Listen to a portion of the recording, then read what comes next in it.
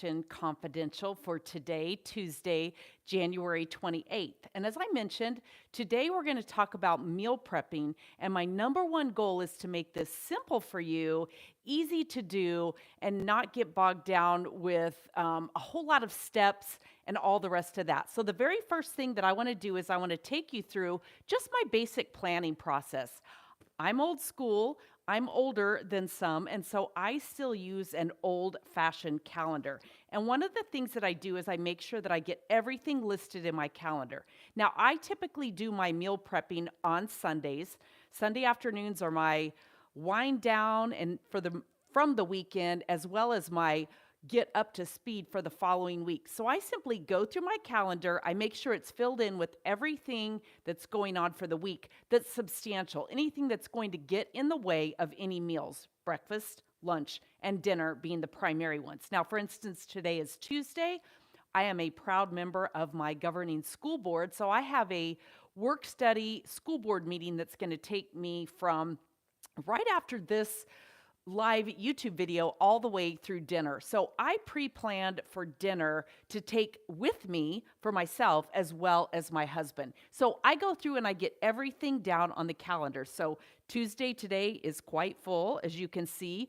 Tomorrow, I've got my meal plan right here. I talked about making bison meatballs, and so I'll be getting those prepped. Those will be dinner tomorrow night. So again, I like to look ahead and get things prepped as much as I can.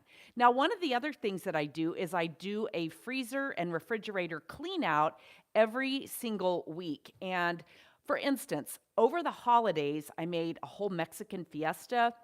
I did a New Year's Day brunch. And so I had certain things that were left over that I freeze. I have green chili enchiladas all ready to go. All they have to do is be reheated. They have to be popped out of the freezer and reheated. I had ham that was left over from New Year's Day brunch. I have all those different things, as well as my quiches that I'm going to be making here today to prep, just to give you an example. So I go through and I look at that and I look at my schedule and I think, what needs to be rotated out of my refrigerator and out of my freezer? What am I going to use? So I pulled out a container of ham. I pulled out a container of my pre-done paleo muffins. Again, you can go to recipes.lowertoxiclife and you will find all of my recipes. Just type in the search bar. You can type in paleo muffins, and these are almond flour, so they're gluten-free, they're sugar-free. These I pre-made with blueberries. I froze these, and then I simply pop them out, defrost them, and pop them into my silicone muffin pans, and I'll bake these anywhere from 6 to 8 to a full dozen so that I have them ready to go for the week. So again, as part of my prepping process, when I make the dough, I make a bunch. I make enough for at least 24 muffins, and then I bake what I'm going to use for the time being, and then I freeze them in 6 to 12 muffin counts, and then just store them. I'll put a little label on here. Most of the time I can tell what it is. I'll store it in my freezer so that I'm ready to go on a moment's notice. And it's good because I am taking 2 of them that I just baked with me today for my school board meeting and the lunch. Along with that, my pumpkin soup that I've made for Thanksgiving and froze is right here. I'll be heating that up and taking that in my Stanley thermos for the rest of my meal this evening. I don't like to eat a super heavy meal later in the evening, so this will be absolutely perfect. Now, I mentioned breakfast and seeds. I'm going to pull you up a little closer here so that you can actually see what I'm doing. But if you go to recipes.lowertoxiclife.com, just type in seeds or seed cycling, and I actually think you can go to seeds.lowertoxiclife.com, and it takes you right to my seed cycling recipe that is great for hormone balancing and resetting for women, either who are still menstruating or who are in the menopause state of things, which is fine. But these are a great, healthy fat, healthy fiber, good nutritious balance, and a great way to get you started in the morning, as opposed to those sugary, grainy, sweet typical granola type cereals that are often labeled as healthy, but we know aren't always so much. So one of the things that I do is I store my seeds in glass jars, and I will simply get the amount ready that I want for the week. So for me, this week, I'm going to have this 3 different times just because I know what I'm doing, what I have already planned for the week. So I put a tablespoon of my hemp seeds, a tablespoon of my chia seeds. This is in a coffee or nut grinder, super simple. Now, when you go to that site and you look at the recipe, you will see that it's basically set up for the different cycles of a woman's menstrual period. So 14 days, you're going to be eating flax seeds and pumpkin seeds, and 14 days, you'll be eating sesame seeds and sunflower seeds. If you are menstruating, it tells you the instructions there. If you're like me, postmenopause, thank goodness, then you go with the cycles of the moon. Well, guess what? It just so happens that the new moon starts tomorrow. And so this will absolutely be perfect. So 1 tablespoon each, and I just simply grind it up. I pulse it just a little bit. And one of the reasons that I do this, you do not have to grind your seeds. I do this because it's been known to aid better in digestion, helps your body assimilate it and digest it better, because sometimes with these fat-soluble type seeds, they don't break down super well in your digestive tract, which reportedly, you can Google it, there's all different types of ideas around this, but ideally, that's what bulks up with fiber and helps you eliminate better. Then once I get that done, I just simply pour that amount into a glass jar. I'll do all 3 of these. So I would do this 3 times. I have 3 glass jars here. I would simply do it 3 times, and then I would either store it in the refrigerator or in a cabinet or whatever needs to be done. And let me show you what it looks like when I have those prepared. I have one ready to go so that I have it for tomorrow morning. This also, not only does it take the place of granola type cereals, but I also use this in place of overnight oats, or you might have seen chia seed pudding. Oats do not agree with my digestive system. So I put them in here. I put them in a bowl. These are literally the ground up seeds on the bottom. I add in, and again, all of this is on my seeds.lowertoxiclife.com recipe. I put in shredded coconut. I put in some nuts. Today I chose pecans and walnuts that are raw. I put in some berries. You can see the blueberries. I put in a tablespoon of local honey, and I always like to start that on or before February 1st because it eliminates allergies for me during allergy season. You can go to citations.lowertoxiclife.com and you'll find, you can type in honey, local honey, and you'll find the references to whether that works. Now, again, I believe we're all bio-individuals, so my recommendation is that you test this for yourself. I've been doing this for years, and I've literally eliminated, let me say I've almost eliminated my allergies. Occasionally, I'll feel a little bit of a tickle, but not too much. And then I put in about 1/3 of a cup of coconut water, organic coconut water, and then I just let that sit overnight in my refrigerator. Tomorrow morning, I will pop it out, and it will be good to go and fabulous. So that's my seeds. Again, I would do this 3 different times, store it in my jars, and then I just dump it in the bowl. Or you could get it ready. If you have enough of these, if you have enough of, the serving bowls that you want to use, you can definitely get that going ahead of time. All right, so moving along, we'll finish all that up later. You don't have to watch all of that. The next thing I wanted to talk to you about is potatoes and rice, or any type of carbohydrate that you use. Now, I have my potatoes basically done here. One of the things that's been noted is that to lower the glycemic level of what are typically known as starchy carbs, which are potatoes, rice, and some of those things, if you cook them, and then you completely cool them, and then you reheat them, it lowers the glycemic punch, if you will, into your system dramatically. So I have pre-made these, okay? So these are my smushed potatoes, as I call them, which is just potatoes, some grass-fed butter, a little bit of goat yogurt, and a little bit of feta cheese and salt and pepper is in this, and maybe some garlic seasoning. So these are pre-done. But what I typically do, again, when I'm going through my menu and my menu planning, I will note what I'm going to have. Now, I mentioned I am making bison meatballs for tomorrow night. My husband absolutely loves these potatoes, so I'm getting these ready. I have some more ready to go. So I always make sure I have a couple of evening meals or even lunchtime worth of potatoes. These are organic, small potatoes that I get at Sprouts or Trader Joe's.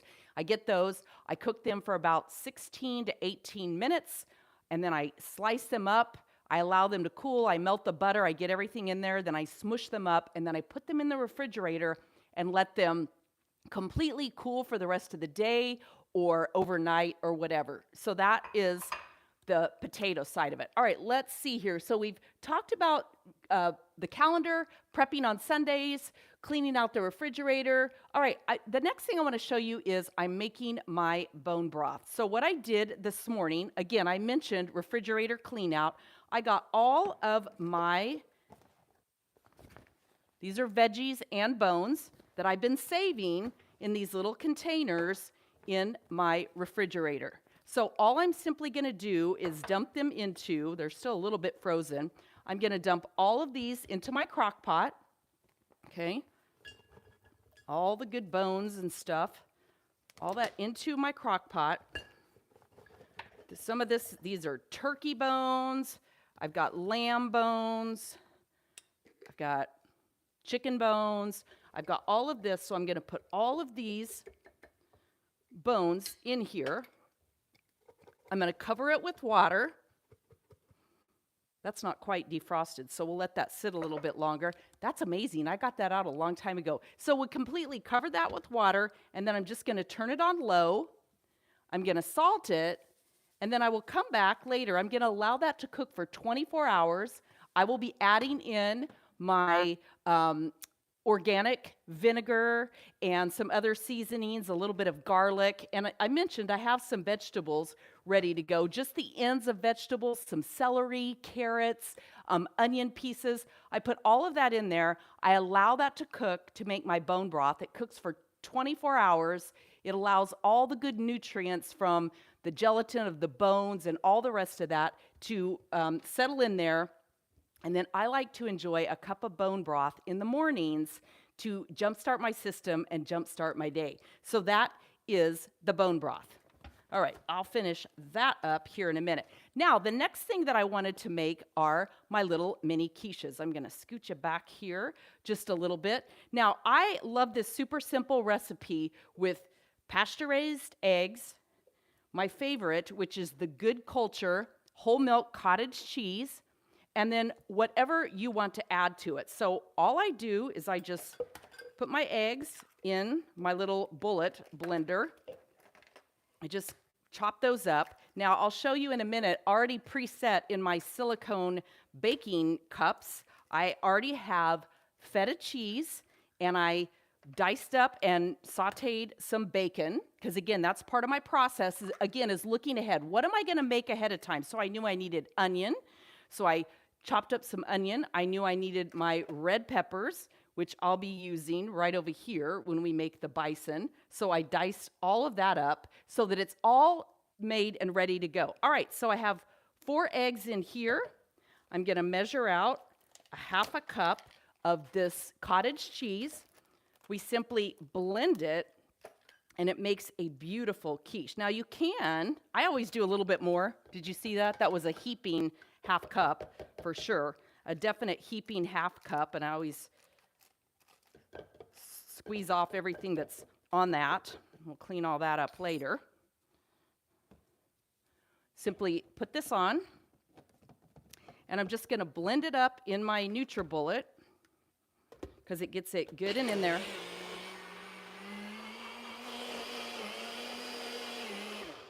And it doesn't take a lot. Now you can put cheese in this as well. What I prefer to do and what I've done for today, which I can show you, is I am making 8 today. I sauteed my bacon.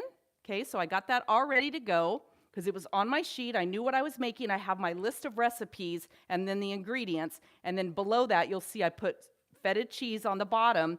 And then all I'm simply going to do is just pour actually, I'm going to add a little bit of salt. Meant to do that. I'm an eyeballer, so I'm going to add just a little bit of salt. Not too much when I use the bacon, because this bacon, as most are, is kind of salty. And so I don't want it to be overly salted. So I'm just going to simply pour it in evenly into my little baking cups. And if there's anything, if more than 8 are left, all I do is I simply save that, and I'll make up another little ramekin or something full. I think we're going to be absolutely just about perfect here. Maybe just a tiny bit left, just enough for one additional. So you know what I'm going to do? I'm just going to pour it in there so that it's good to go. And I will either bake it or I will add some additional goodies to it. But it can bake by itself. It's just a little egg quiche with nothing added. And then I can saute up some bacon. I can slice an avocado. I can add anything to this, but it's ready to go. I'm simply going to cook these at about 375 for about 20 minutes. I cook these in my toaster oven, and it's like anything. My toaster oven is an air fryer as well. I find that often those cook fairly hotter than most, and I definitely find that to be true for this particular thing. So that is my little mini quiche, making a little mini mess there. Better wipe that up so I don't step on it. All right, then the final thing that I wanted to show you are my Bison meatballs. And so I have my feta cheese, okay, that I'm going to be adding. I have my pasture-raised bison, okay, that I'm just going to add in that bowl as well. As I mentioned, I have already diced up as part of my prepping. I've diced all of this up, so I have onion and red pepper that I'm just going to add in here into the bowl. So I've got my feta cheese in there. Now I could add an egg, although I find with this, it tends to do pretty well. I already have some diced up spinach, so I'm just gonna add a little bit of spinach in there. I pre-chopped this ahead of time as well. So I've got my spinach in there. I've got my red pepper, my onion, a little bit of pre-done. I'm using my cheddar garlic, okay? Some pre-diced garlic that I'm just going to throw in there. And then again, just a little bit of salt to season it with. And then a little bit of pepper. Just going to sprinkle on there. And then, if you've watched any of my shows before where I've done meatballs especially, I don't like to touch meat with my hands. It's just a little thing I have. And so I either use dish ones or disposable ones or whatever. Today I found my dish ones. They're clean. And then I just get in there and I just grind up. Usually I chop the cheese up a little better. You can see that, hopefully. I'll pull you a little bit closer without touching you too much with my cooking hands. There we go. And then I just mash all of that up. Now, as I mentioned, these are going to be for dinner. I probably should have taken this heavy sweater off. But I am literally running out the door to go to my school board meeting as soon as this is done. And I was cold. It's cold here in Scottsdale today. So I get this all mashed up, kind of like the Italian sausage meatballs that we did last week. If you didn't see that one, go back and watch it. It's also on the blog. You can go to recipes.lowertoxiclife.com. And then I will just make these into balls and either put them back in the bowl or put them here until I get them all done, store them in the refrigerator, and then tomorrow night they're good and ready to go, and I will simply cook them and be good to go. All right, I think that is that covers everything that I had on my prepping list for you today. The biggest thing is I love to eat well. I love to eat nutritionally solid, sound foods, and I know that when I spend some time prepping ahead of time, just an hour on a Sunday to look at my calendar, plan my meals. If you haven't watched my capsule meal plan video, find that here on YouTube. It's a capsule meal plan. It's kind of like a capsule wardrobe. I like to use it in a way where I have my staple meats and fish and proteins that I use, vegetables that I use, grains and slow carbs on a very, very limited basis.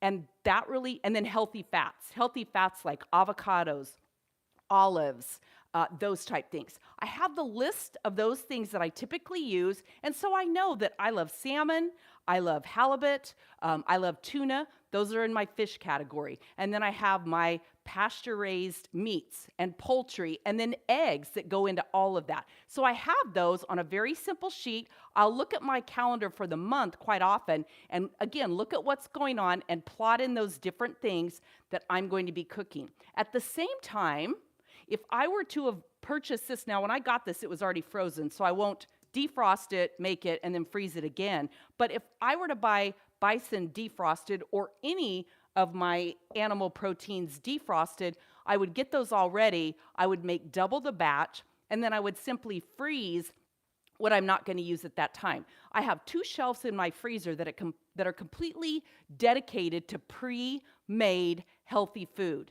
This is what allows me to eat very well on a regular basis, to stop me from reaching for those ultra-processed foods that don't serve my brain well, for sure, don't serve my body well, and don't really set me up to be a peak performer all day long and live that functional life that I truly want. So I promise you, if you take just a little bit of time to pre-prep, pick whatever day you want.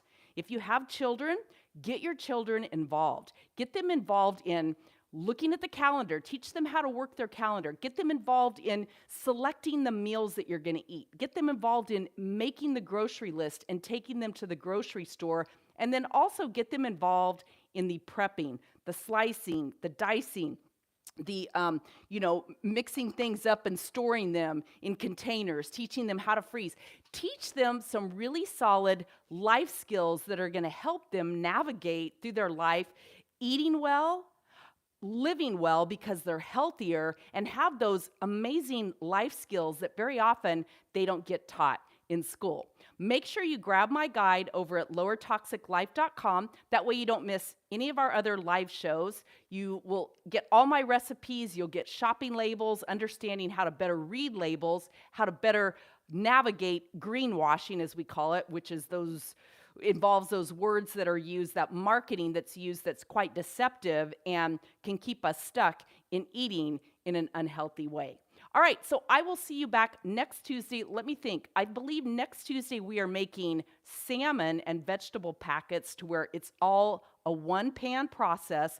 We'll be making that, and I have 3 months worth of content planned for you, and I'm going to be sending out that on my list. So go to lowertoxiclife.com. I'll be sending out ahead of time what that schedule is and a little shopping list so that you can actually work along with me if you want to in prepping your food. I hope this has been helpful. Please leave me a comment below, give me a like, subscribe to the channel if you haven't, and certainly share this out with anyone else who wants to eat better, wants to live better, wants to be healthier, but can get absolutely consumed with the crazy process of planning ahead of time. I talk to people all the time who say, I don't like to cook, and I always ask them, is it that you don't like to cook, or is it that you're overwhelmed and confused by it?